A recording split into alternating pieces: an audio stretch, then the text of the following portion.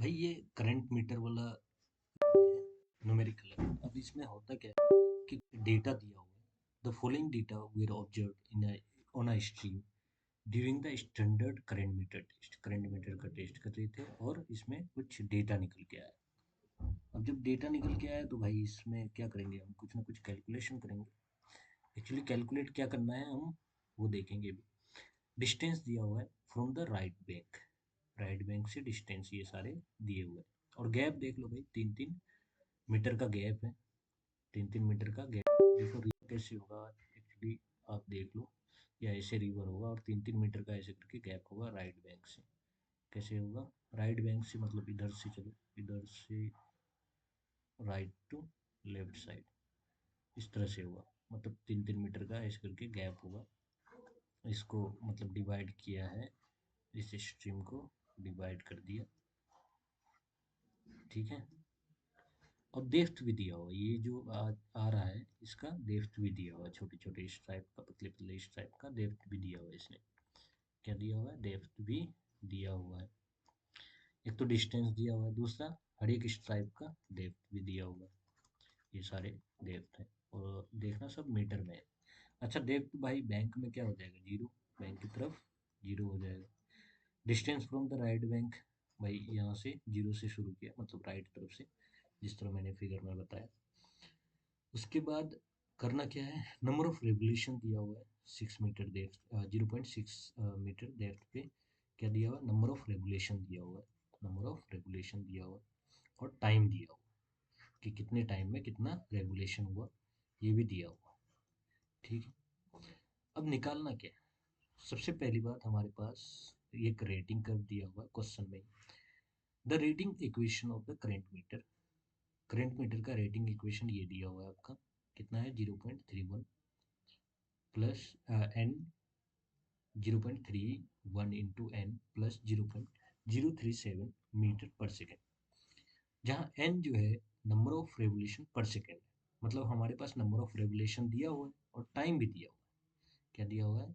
Number of revolution दिया हुआ है। नंबर ऑफ रेवोल्यूशन ये रहा, नंबर ऑफ रेवोल्यूशन दिया हुआ है सारा, ठीक है। और ये टाइम भी दिया हुआ है। क्या दिया हुआ है? टाइम भी दिया हुआ है। इससे क्या होगा? नंबर ऑफ रेवोल्यूशन भी दिया हुआ है और टाइम भी दिया हुआ है। नंबर ऑफ रेवोल्यूशन पर सेकंड निकालने बोल रहा है, नंबर ऑफ रेवोल्यूशन पर सेकंड निकालने बोल रहा है। तो क्या हो जाएगा? Number of revolution upon time हो जाएगा। सबसे पहला काम हमारे पास यही रहेगा कि number of revolution upon time हो जाएगा, ठीक है। First calculate the number N. N निकालना है क्योंकि एन रखेंगे तो हमारा वॉल्यूम आ जाएगा। जब वॉल्यूम आएगा तो ए इंटू वी करेंगे तो क्या आ जाएगा? डिस्चार्ज। ए इंटू वी करेंगे तो डिस्चार्ज आ जाएगा। उसके बाद देखो, सबसे पहली बात हमें तो एन निकालना है, number of revolution per second. Number of revolution per second. दूसरा स्टेप है हमारा वेलोसिटी निकालने का, मतलब 0.31 इंटू एन हो जाएगा। एन मतलब हर एक के लिए अलग अलग आएगा, हर एक टाइम के लिए अलग अलग एन आएगा। तो एन का वैल्यू रखते जाएंगे तो वेलोसिटी आता जाएगा। तीसरा काम हमारा क्या है? डेप्थ इंटू विड्थ कर देंगे। Depth into width. अब ये डेप्थ इंटू विड्थ क्या है? ये डेप्थ रहेगा, ये डेप्थ रहेगा और इसका विड्थ रहेगा। विड्थ तो हमेशा 3-3 मीटर ही है। क्यों? 3-3 मीटर का गैप ले रखा है, यहाँ से यहाँ 3 मीटर है, यहाँ से यहाँ 3 मीटर है, मतलब 3 मीटर 6 मीटर ऐसे करके है, ठीक है। ये गैप दिया हुआ है और क्या दिया हुआ है? डेप्थ भी दिया हुआ है हमारा। डेप्थ भी दिया हुआ है हर एक के लिए, ऊपर से डेटा हम लेके लिख देंगे, ठीक है। जब डेप्थ दिया हुआ है, विड्थ दिया हुआ है, तो इससे क्या आ जाएगा? विड्थ तो हमेशा 3 मीटर का होगा और डेप्थ अलग अलग टेबल में दे रखा है। इससे क्या हो जाएगा? एरिया निकल जाएगा। एरिया जब निकल जाएगा तो हम क्या करेंगे? वेलोसिटी पहले से ही निकला हुआ है हमारे पास, यहाँ से वेलोसिटी निकला हुआ है और यहाँ से एरिया निकला हुआ है। ये रहा area. Velocity into area, Q is equal to क्या होता है? Q is equal to A into B, velocity into area. बस सिंपल सा काम है। इस डायग्राम को बनाना है, आपकी मर्जी बना लीजिएगा, ठीक है। Distance from the right bank ये लिखा हुआ है। डेप्थ भी दिया हुआ है, डेप्थ दिया हुआ है, डेप्थ रख देंगे, ठीक है। नंबर ऑफ रेवोल्यूशन दिया हुआ है, ये भी टेबल में दिया हुआ रहेगा क्वेश्चन में, और टाइम भी दिया हुआ रहेगा क्वेश्चन में। एन अपॉन एस निकालना है। क्या निकाल, सॉरी, एन निकालना है, रेवोल्यूशन पर सेकेंड। अब ये निकलेगा कैसे? Revolution per second. अब देखिए रेवोल्यूशन कितना है? 15। 15/50 कितना निकल जाएगा 0.3। 27/53 ये 0.51 निकल जाएगा। उसी तरह 34/54 ये 0.63 निकल जाएगा। दिस अपॉन दिस n निकल जाएगा। इससे दिस अपॉन दिस n निकल जाएगा। क्या? Number of revolution upon time. Number of revolution upon time, इससे क्या निकल जाएगा? n निकल जाएगा। n की वैल्यू ये आपकी टेबल में आ जाएगी। उसके बाद हम इससे क्या निकालेंगे? वेलोसिटी। वेलोसिटी का इक्वेशन दिया हुआ था हमारे पास। वेलोसिटी का इक्वेशन दिया हुआ था हमारे पास। क्या इक्वेशन दिया हुआ था?